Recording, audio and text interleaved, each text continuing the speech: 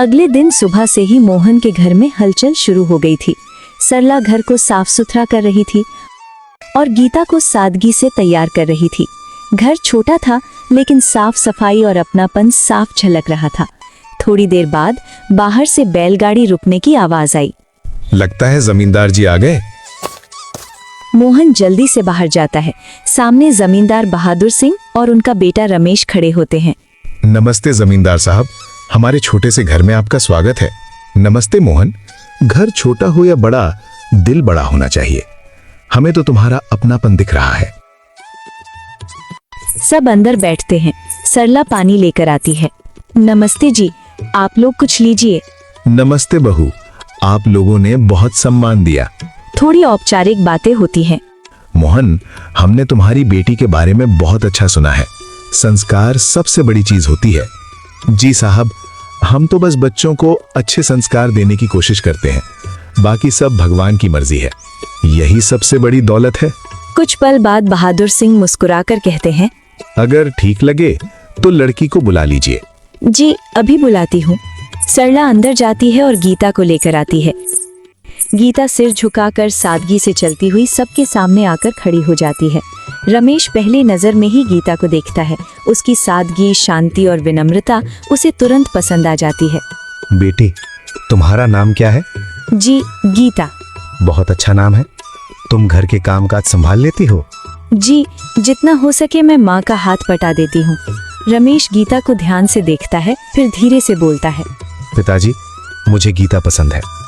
इनकी सादगी और बात करने का तरीका बहुत अच्छा है। ऐसी ही जीवन साथी की मुझे तलाश थी। ये हमारे लिए बहुत बड़ी बात है साहब। मोहन, हमें किसी लेन देन की जरूरत नहीं है, हमें सिर्फ अच्छी बहू चाहिए। इतना सुनकर माहौल खुशियों से भर जाता है। तभी एक कोने में खड़ी नीलम हल्की हंसी के साथ तंज कसती है। वाह दीदी, पहली ही नजर में पसंद आ गई आप। सच में किस्मत हो तो आपकी जैसी हो। सब थोड़ी देर के लिए चुप हो जाते हैं। नीलम आगे बोलते हुए हल्की कड़वाहट के साथ, बस थोड़ा सा सीधा साधा बन जाओ और सबको अपना बना लो, है ना दीदी? रमेश को ये बात मजाक जैसी लगती है। वो हल्का मुस्कुरा देता है। लगता है आप अपनी बहन से मजाक कर रही हैं। नीलम सीधे देखते हुए हल्की मुस्कान, लेकिन अंदर से जलन के साथ। मजाक नहीं, मैं तो बस सच कह रही हूँ। दीदी को सब कुछ आसानी से मिल जाता है, हम जैसे लोगों को थोड़ा ज्यादा कोशिश करनी पड़ती है। माहौल थोड़ा असहज हो जाता है। गीता चुप रहती है और सरला नीलम को इशारे से चुप रहने को कहती है। बच्चे हैं, मजाक तो चलता रहता है। लेकिन रमेश के मन में हल्का सा सवाल जरूर पैदा हो जाता है। घर में खुशी तो है, लेकिन नीलम की जलन अब साफ दिखाई देने लगी है। गीता की शादी के बाद से ही नीलम के मन में जलन धीरे धीरे बढ़ती जा रही थी। हर कोई गीता की तारीफ करता, उसकी खुशियों की बातें करता, और यही बातें नीलम के दिल में चुभती रहती। एक दिन वो घर के एक कोने में अकेली बैठी थी। उसके चेहरे पर गुस्सा और आंखों में नफरत साफ झलक रही थी। गीता, गीता, हर जगह बस उसी का नाम, जैसे इस घर में और कोई है ही नहीं। सब कुछ उसे ही मिलना था क्या? अच्छा घर, अच्छा पति, और अब सब कहेंगे कि उसे बच्चे का सुख भी मिलेगा। नहीं, मैं ऐसा कभी नहीं होने दूंगी। वो मुट्ठी भींच लेती है। अब मैं कुछ ऐसा करूंगी कि उसकी ये खुशियां हमेशा के लिए खत्म हो जाएं। देखती हूँ कैसे वो मुझसे आगे निकलती है। गुस्से और जलन में भरी नीलम उसी समय घर से निकल पड़ती है। वो गांव से दूर एक घने जंगल की ओर बढ़ती है, जहाँ चारों तरफ सन्नाटा और डरावना माहौल होता है। जंगल के बीच एक पुरानी गुफा होती है, जहाँ एक तांत्रिक रहता था। नीलम धीरे धीरे गुफा के अंदर जाती है। अंदर धुआं, टिमटिमाती लौ और रहस्यमयी वातावरण फैला होता है। तांत्रिक आंखें बंद किए भारी आवाज में, कौन है, क्या चाहती है? नीलम थोड़ी घबराई लेकिन जिद में, बाबा, मैं अपनी बहन की खुशियाँ छीनना चाहती हूँ। मुझे ऐसा उपाय बताइए कि वो कभी माँ ना बन सके, उसे कभी बच्चा ना हो। तांत्रिक धीरे धीरे आंखें खोलता है और उसे ध्यान से देखता है। तुम्हारे मन में बहुत अंधेरा है बेटी, ये रास्ता बहुत खतरनाक है। जो दूसरों के लिए बुरा चाहता है, उसका अंजाम भी अच्छा नहीं होता। नीलम गुस्से में, मुझे अंजाम की परवाह नहीं, मुझे बस अपना बदला चाहिए। तांत्रिक कुछ देर सोचता है, फिर एक छोटी सी पुड़िया निकालता है। ठीक है, मैं तुम्हें ये देता हूँ, लेकिन ध्यान रखना, इसे बहुत संभल कर इस्तेमाल करना। इसे किसी तरह अपनी बहन तक पहुँचाना होगा और इसका असर धीरे धीरे होगा। नीलम उत्सुकता से, और फिर? अगर तुमने इसे बार बार इस्तेमाल किया तो उसका जीवन बदल जाएगा, लेकिन याद रखना, इसका असर सिर्फ उस पर ही नहीं, तुम्हारी किस्मत पर भी पड़ सकता है। मुझे कोई फर्क नहीं पड़ता बाबा, बस उसकी खुशियाँ खत्म होनी चाहिए। ये आखिरी बार कह रहा हूँ, ये रास्ता अंधकार की ओर ले जाता है। नीलम बिना कुछ सुने पुड़िया ले लेती है।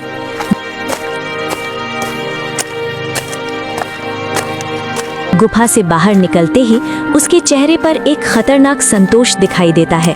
अब सब कुछ बदल जाएगा गीता, अब तुम्हारी बारी है सब कुछ खोने की। वो हंसते हुए वहां से चली जाती है।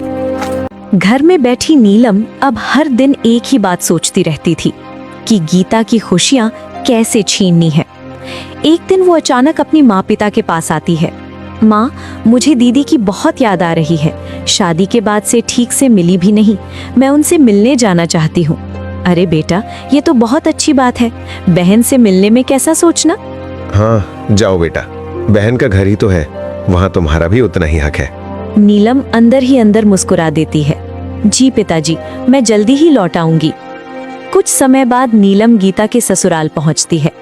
जैसे ही वो हवेली के सामने खड़ी होती है, उसकी आंखें चौड़ी हो जाती हैं।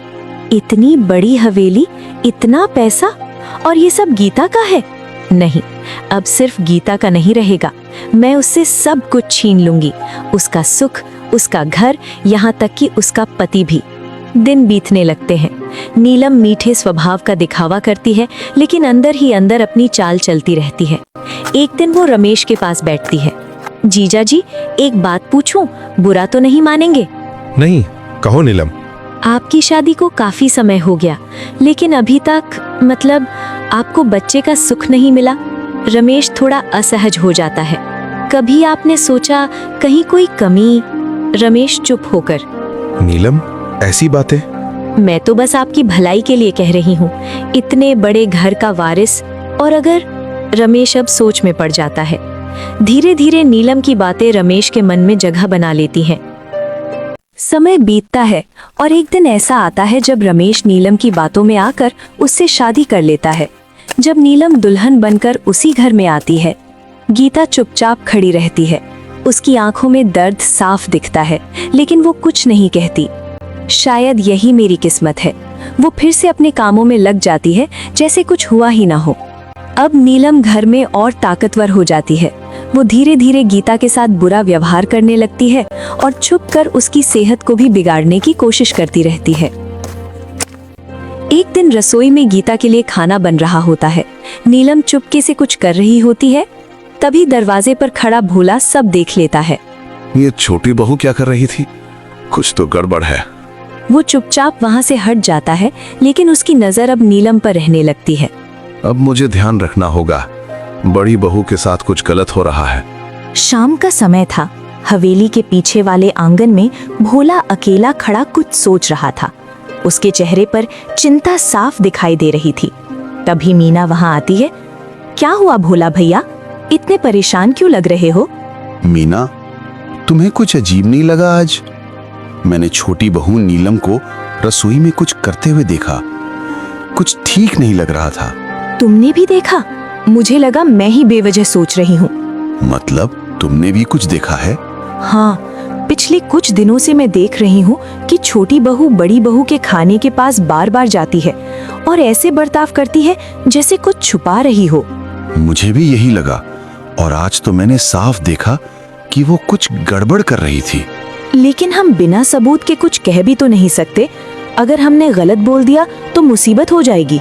हाँ, लेकिन अगर सच में कुछ गलत हो रहा है और हमने चुप्पी साध ली तो बड़ी बहू के साथ बहुत बड़ा अन्याय होगा। तो अब क्या करें? हमें उस पर नजर रखनी होगी हर वक्त। जब तक सच सामने नहीं आ जाता हम कुछ नहीं कहेंगे, लेकिन ध्यान जरूर रखेंगे। ठीक है भैया, अब से हम दोनों ध्यान रखेंगे। बड़ी बहू बहुत अच्छी हैं, उनके साथ कुछ गलत नहीं होने देना चाहिए। और सही समय आने पर हम सच्चाई सबके सामने लेकर आएंगे। दोनों एक दूसरे की तरफ देखते हैं। उनके मन में चिंता भी है और सच्चाई सामने लाने का इरादा भी। उस दिन हवेली में खास माहौल था। गीता के माता पिता मोहन और सरला कई दिनों बाद अपनी बेटी से मिलने आए थे।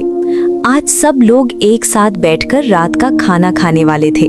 सब लोग खाने के लिए बैठे थे। रसोई से छोटी बहू नीलम अपने हाथों से थाली सजा कर ला रही थी। उसके चेहरे पर हल्की सी मुस्कान थी, लेकिन आंखों में कुछ और ही चल रहा था। वो एक खास थाली गीता के सामने रखती है। उसी समय दरवाजे के पास खड़ा भोला सब देख रहा होता है। उसके चेहरे पर शक साफ दिखाई दे रहा था। जैसे ही नीलम पीछे हटती है, मालिक, एक बात कहनी थी। सबकी नजरें उसकी तरफ मुड़ जाती हैं। क्या बात है भोला?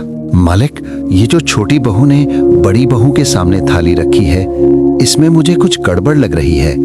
कुछ दिनों से मैं देख रहा हूँ छोटी बहू खाने के साथ कुछ ऐसा करती है जो ठीक नहीं लगता। पूरा माहौल एकदम शांत हो जाता है। चुप, तुम एक नौकर हो, तुम्हारी हिम्मत कैसे हुई मुझ पर इल्जाम लगाने की? छोटी बहू, मैं झूठ नहीं बोल रहा।